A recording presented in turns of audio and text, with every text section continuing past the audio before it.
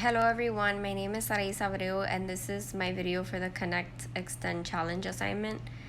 The podcast on the impact of COVID-19 on children was very interesting to listen to, and I can absolutely connect to much of what was discussed.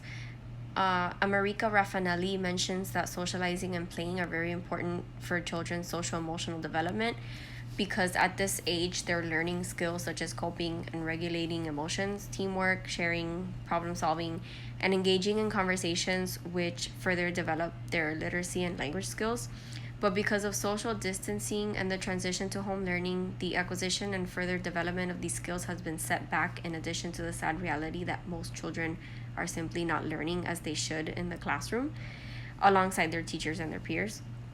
Although I knew how the pandemic would affect children's social emotional development, this podcast really went into depth of the adverse effects COVID-19 has had on young children and extended my thoughts with regards to the fact that many children, and especially children who come from low income families, are not benefiting from the services, nutrition, access to high quality education and materials, and an all around special care that they receive on a daily basis in the classroom.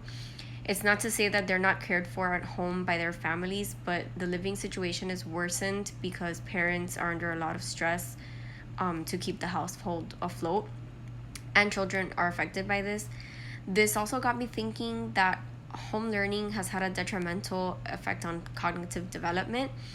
If there's one thing that we know as parents, caregivers, and educators, is that children need to have consistent and structured routines that promote healthy cognitive development, and that the transition from in-person class to online learning has made it very difficult for students to have a structured routine.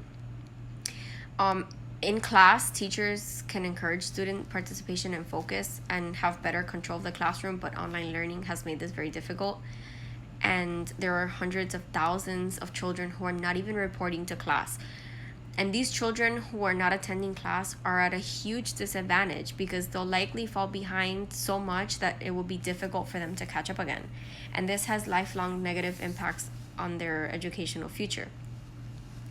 And although our lives have been affected by COVID-19, and I'm sure this has affected everybody, I'm sure that this is a situation that everyone has learned from, and it has made us reinvent ourselves and find solutions to problems that we never thought we would face.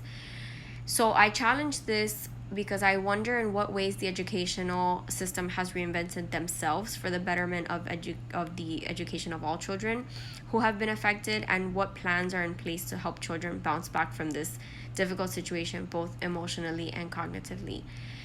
And are the pressures of testing still a priority, or are they placing individual child development at a priority? Thank you for watching.